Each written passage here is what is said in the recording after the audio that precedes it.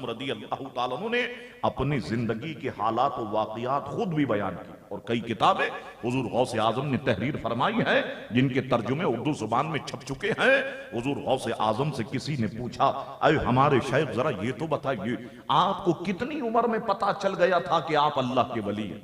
फरमाया, मैं छोटा था, जब मैं मदरसे जाता तो मेरे साथ फरिश्तों की जमात चला करती थी और फरिश्ते कहते, लोगों रास्ता दे दो, तुम देख नहीं रहे कि अल्लाह का वली आ गया है?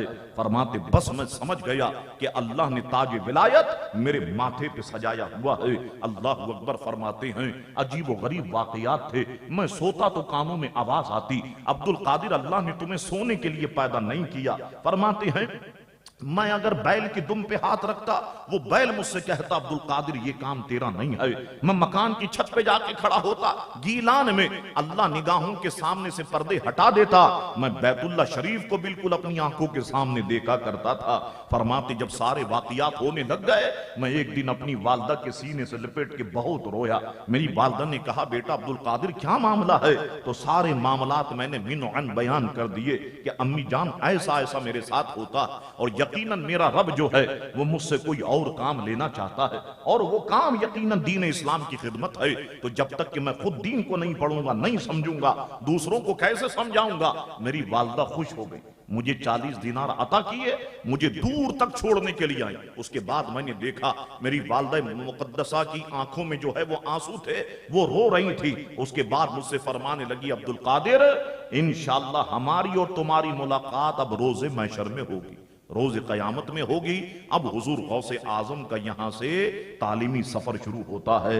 हुजूर गौसे आजम बगदाद पहुंच गए और बगदाद में हुजूर गौसे आजम ने कई असातिज़ा से इल्म दीन हासिल किया। और फिर बाज मर्तबा ऐसा भी हुआ कि खाने के लिए कुछ नहीं होता था तो हुजूर गौसे आजम जंगल में चले जाते और दरख्तों के पत्ते खा करके अपनी भूख मिटाया करते थे और इस तरीके से इल्म दीन हासिल करते थे। फरमाते हैं कि एक दिन तो मैंने ये कसम उठा ली कि जब तक मेरा रब मुझे नहीं खिलाएगा मैं नहीं खाऊंगा, जब तक मेरा रब मुझे नहीं पिलाएगा मैं नहीं पीऊंगा।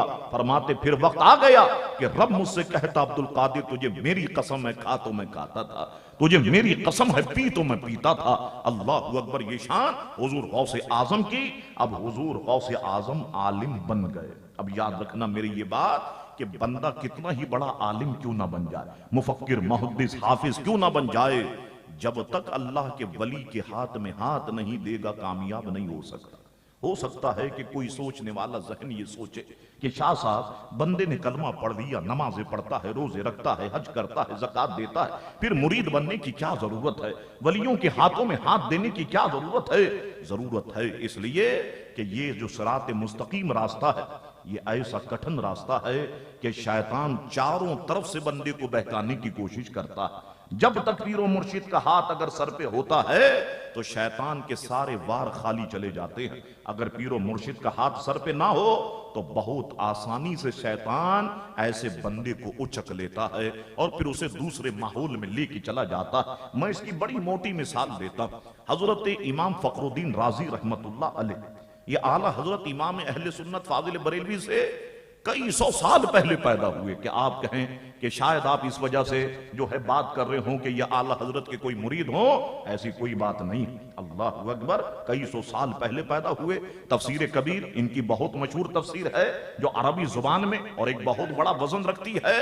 इमाम फखरुद्दीन राजी मुरीद हैं हजरत नजमुद्दीन कुबरा रदी अल्लाह अन्हु। अब देखिए इमाम फखरुद्दीन राजी ने ये बात पढ़ी और ये बात किताबों में है कि जब नज़ा का आलम आता है, नज़ा का वक्त, जानकनी का वक्त जब आता है तो शैतान ईमान छीनने की कोशिश करता है। और मैं आपको बताऊं कि जब नज़ा का आलम आता है, नज़ा कहते हैं झगड़े को, क्या होता है? अब रूह और जिस्म का ताल्लुक तो बहुत पुराना है। रूह निकलना चाहती है, जिस्म उसे छोड़ना नहीं चाहता। अब इंसान की बड़ी अजीब व गरीब हालत होती है कि कहा गया कि बंदे को अगर 99 तलवारें मारी जाएं तो उतनी तकलीफ नहीं होती जितना कि रूह निकलने की तकलीफ होती है। तो अब रूह निकलना चाहती है, जिस्म उसे छोड़ना नहीं चाहता। इसको नज़ा का आलम कहते हैं। और उस वक्त बंदे पर शदीद प्यास का गलबा होता है, शदीद प्यास लगती है कि बंदा उस वक्त ये ख्याल करता है कि मैं सारे समंदरों का पानी पी जाऊं, दरियाओं का पानी पी जाऊं। हुजूर करीम अलैहिस्सलातु वस्सलाम ने एक मौके पर मुलाहिजा फरमाया کہ شیطان ملعون، پانی کا برتن اس کے ہاتھ میں اور کھڑا ہوا۔ حضور نے فرمایا شیطان یہ پانی کا برتن تیرے ہاتھ میں یہ کس لیے؟ اس نے کہا کہ میں پانی کے بدلے میں لوگوں کا ایمان خریدتا۔ حضور نے فرمایا وہ کیسے؟ کہا جب وقت نزع آتا ہے اور بندے پر پیاس کی کیفیت طاری ہوتی ہے تو میں کہتا ہوں پیاس لگی ہے، بندہ کہتا ہے ہاں میں پانی دوں گا مگر شرط یہ ہے کہ تو اللہ کی وحدانیت کا انکار کر دے۔ تو بعض لوگ تو اللہ کی وحدانیت کا انکار کر دیتے ہیں۔ اللہ اکبر، جب یہ بات کہی تو حضور کریم علیہ السلام اور اہل بیت کے افراد جو ہے وہ زار و قطار رونے لگ گئے۔ اللہ تبارک و تعالی نے جبریل امی کو بھیجا۔ جبریل امی حاضر خدمت ہوتے ہیں، عرض کرتے ہیں یا رسول اللہ صلی اللہ علیہ وسلم اللہ تبارک و تعالی فرماتا ہے کہ محبوب آپ کو فکر مند ہونے کی ضرورت نہیں ہے، میں آپ کے سچے غلاموں کو وقت آخر میں شیطان کے اس وار سے محفوظ فرما دوں گا، اس وار سے میں محفوظ فرما دوں گا۔ اللہ اکبر۔ اب دیکھیے حضرت امام راضی نے یہ بات پڑھی اور وہ جانتے کہ شیطان آتا ہے اور ایمان چھیننے کی کوشش کرتا ہے، تو اب خدا کی وحدانیت پر امام فخر الدین رازی نے 360 دلیلیں یاد کر دی۔ مایا میرا رب تو ایک، دلیل دو، دلیل دی، رد کیا، دوسری دلیل رد کیا، تیسری دلیل رد کیا، 360 دلیلوں کا رد کر دیا شیطان۔ اللہ اکبر۔ امام راضی بڑے پریشان ہیں، اب سینکڑوں میل دور ہیں، حضرت نجم الدین کبرا وضو فرما رہے، کشف کے ذریعے سے پہچانا کہ میرے مرید کو یہ مشکل ہے، چنانچہ برتن میں ہاتھ ڈالا، چھینٹے اس طریقے سے سامنے کی دیوار پہ مارے، لوگ تو یہ سمجھے کہ سامنے کی دیوار پہ پڑے، مگر حقیقت میں امام راضی کی پیشانی پر حضرت نجم الدین کبرا کے وہ قطرات جو ہاتھ کے تھے چھینٹے وہ امام راضی کی پیشانی پر پڑے، اور پیر و مرشد کی آواز کانوں میں گونجی کہ راضی اس ملعون سے کہہ دے کہ میں خدا کو بغیر دلیل کے ایک مانتا ہوں، میں عقل کا غلام نہیں ہوں، میں پیارے مصطفیٰ کا غلام ہوں۔ آقا نے کہہ دیا خدا ایک ہے تو خدا ایک ہے۔ اللہ اکبر۔ دیکھا آپ نے کہ شیطان کس طریقے سے بندے کو جو ہے وہ بہکانے کی کوشش کرتا ہے۔ اچھا حضور غوث اعظم تو پیدائشی ولی ہے نا، پھر کیا ضرورت ہے؟ اب ہم تو یہ کہتے ہیں صاحب کیا ضرورت ہے مرید بننے کی؟ ہم میں سے تو کوئی ولی نہیں ہے، حضور غوث اعظم تو پیدائشی ولی ہیں۔ سوال پیدا ہو پھر کیا ضرورت تھی مرید ہونے کی؟ ضرورت تھی، حضور غوث اعظم جانتے ہیں کہ رب کا انداز یہی ہے، قانون یہی ہے، اور جانتے ہیں، انہوں نے قرآن پڑھا ہوا تھا یا ایھا الذین آمنوا اتقوا اللہ وابتغوا الیہ الوسیلہ، وہ جانتے تھے کہ جہاں پر وسیلے سے مراد اولیاء اللہ کا وسیلہ ہے۔ چنانچہ حضور غوث اعظم نکلے مرید ہونے کے لیے، اور حضرت شیخ ابو سعید مخزومی رضی اللہ تعالیٰ عنہ کے ہاتھ پر حضور غوث اعظم مرید ہو گئے۔ اور یہاں پر بھی بڑے عجیب و غریب معاملات ہیں کہ پیر و مرشد نے حضور غوث اعظم کو خرقہ مبارکہ عطا کیا، حضور غوث اعظم نے پہنا، پھر حضور غوث اعظم نے اتارا تو پیر و مرشد نے پہنا، گویا کہ دونوں نے ایک دوسرے سے اکتساب فیض کیا۔ اللہ اکبر۔ اب حضور غوث اعظم عالم بھی بن گئے، مرید بھی ہو گئے۔ خود فرماتے ہیں کہ ایک مرتبہ ظہور سے پہلے کا وقت تھا، میں نے دیکھا حضور کریم علیہ السلام حالت ظاہری میں میرے سامنے موجود۔ فرمانے لگے بیٹا عبد القادر کیا بات ہے، تقریر کیوں نہیں کرتے، واعظ و نصیحت کیوں نہیں کرتے، درس کیوں نہیں لیتے؟ تو میں نے عرض کی یا رسول اللہ یہ فصحائے بغداد شاندار عربی زبان بولنے والے، ان کے سامنے میں کس طرح گفتگو کر سکتا ہوں؟ فرمایا بیٹا قریب آؤ۔ کہتے میں قریب ہوا، حضور نے 7 مرتبہ لعاب الدہن نکال کے میرے منہ میں داخل کر دیا، جاؤ بیٹا اب درس دو۔ فرماتے ظہر کی نماز سے فارغ ہوا، مولا علی کرم اللہ وجہ الکریم کو دیکھا میرے سامنے موجود، مولا علی نے 6 مرتبہ لعاب الدہن نکال کے میرے منہ میں داخل کر دیا۔ فرماتے اب جب درس دینے بیٹھا، لوگ اونٹوں پر بیٹھ کر، خچروں پر بیٹھ کر، بیل گاڑیوں میں بیٹھ کر پتہ نہیں کہاں سے آ گئے، میری مسجد چھوٹی پڑ گئی، لوگوں کا ہجوم باہر بہت۔ پھر میں نے کہا کہ میں مدرسے کے صحن میں درس دوں گا۔ فرماتے درس دینے بیٹھا، مدرسہ بھی چھوٹا پڑ گیا، میرے چاہنے والوں نے، معتقدین محبین نے ارد گرد کے مکانات خرید لیے، مدرسے کو وسیع کر دیا، درس دینے بیٹھا وہ جگہ بھی چھوٹی پڑ گئی۔ پھر میں نے کہا کہ میں عیدگاہ میں درس دوں گا، جہاں عید کی نماز پڑھاتا ہوں۔ فرماتے درس دینے بیٹھا تو عیدگاہ بھی چھوٹی پڑ گئی۔ پھر میں نے کہا کہ بڑی عیدگاہ میں درس دوں گا۔ فرماتے جب درس دینے بیٹھا تو 70,000 انسان میری تقریر سنا کرتا تھا، 70,000 انسان میری تقریر سنا کرتا تھا. اللہ اکبر. محفل کا عالم بڑا عجیب و غریب ہوتا. حضور غوث اعظم کبھی اگر کل نفس ذائقۃ الموت پہ گفتگو فرماتے تو کئی 100 جنازے محفل سے اٹھا کرتے تھے.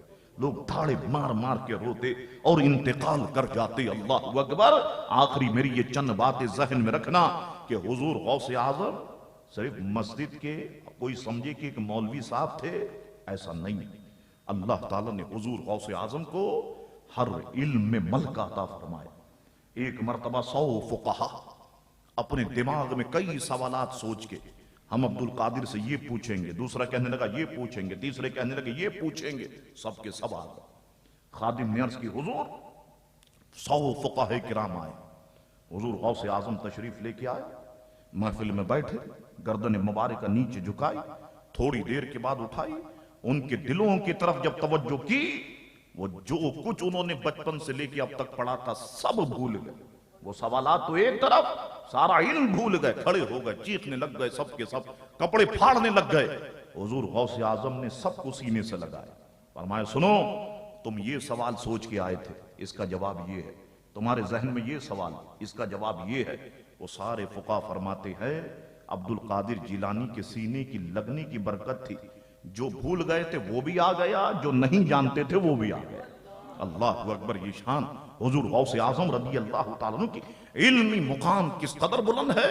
صرف ایک جھلک میں آپ کو بتا کے گفتگو ختم کرتا ہوں کہ ایک مرتبہ پہلے دور میں لوگ بڑا عجیب و غریب قسم اٹھا لیا کرتے تھے. اس نے یہ قسم اٹھائی کہ میں ایک ایسی عبادت کروں گا کہ جس وقت میں عبادت کر رہا ہوں گا اس وقت روئے زمین پر کوئی اور انسان وہ عبادت نہیں کر رہا ہوگا. اگر میں ایسی عبادت نہیں کر سکا تو میری بیوی کو 3 طلاق. اس نے یہ قسم اٹھائی. اب قسم تو اٹھا لی. لوگ آتے ہیں ہمارے پاس، شاہ صاحب وہ غصے میں بیوی کو طلاق دی ہے، طلاق ہو جاتی ہے. تو میں کہتا ہوں کوئی بٹھائے بیوی کو محبت سے، آؤ ذرا محترمہ ملک شیک پیو، اور پھر 3 طلاق دے. کبھی ایسا ہوتا ہے؟ غصے ہی میں تو طلاق دی جاتی ہے. پھر لوگ پریشان ہو کر کے آتے ہیں. اچھا بعض بے وقوف ایسے وہ پان والے سے مسئلہ پوچھ لیتے، وہ گنے کا شربت بیچنے والے سے مسئلہ پوچھ لیتے. وہ کہتا ایسا کر دو ایسا کر دو، بس بیوی طلاق سے بچ جائے. پھر ساری زندگی زنا ہو رہا ہے صاحب اور کوئی پوچھنے والا نہیں ہے. پھر علماء کے پاس آتے ہیں تو پتہ چلتا ہے او ہو ہم نے یہ کیا غضب کر دیا. یاد رکھو آٹا لینا ہو تو آٹے والے کے پاس جانا پڑے گا نا، چینی لینی ہو تو چینی والے کے پاس جانا پڑے گا. جب علم کے مسائل سیکھنے ہوں تو علماء کے پاس آنا ہوگا. یہ پان والا آپ کو نہیں بچائے گا، یہ گنے کا شربت بیچنے والا آپ کو نہیں بتائے گا. اللہ اکبر. اب اس شخص نے یہ قسم اٹھائی کہ میں ایسی عبادت کروں گا کہ جس وقت میں عبادت کر رہا ہوں گا اس وقت روئے زمین پر کوئی اور وہ عبادت نہیں کر رہا ہوگا. اگر نہیں کر سکا تو میری بیوی کو 3 طلاق. اب جب غصہ اترا، یہ بھوت اترا، اب بڑا پریشان. کیا ہوا صاحب؟ چلو علماء کرام سے پوچھتے ہیں. بغداد کے علماء کرام جو تھے ان کے پاس مسئلہ بھیج دیا. آپ کیا فرماتے ہیں؟ سب کا نقطہ نظر یہ تھا کہ اس کی بیوی کو طلاق ہو گئی. کیونکہ کون سی عبادت ہے جس وقت یہ کر رہا ہوگا کوئی اور نہیں کر رہا ہوگا. یہ اگر نماز پڑھتا ہے اس وقت کوئی اور بھی تو دنیا میں نماز پڑھ رہا ہوگا. یہ اگر روزہ رکھتا ہے اس وقت کوئی اور بھی تو روزہ رکھ رہا ہوگا. یہ اگر زکوٰۃ دیتا ہے تو کوئی اور بھی تو زکوٰۃ دے رہا ہوگا. تو کس طریقے سے اس کی بیوی بچے؟ وہ بہت پریشان ہوا اور یہ سوال کسی طرح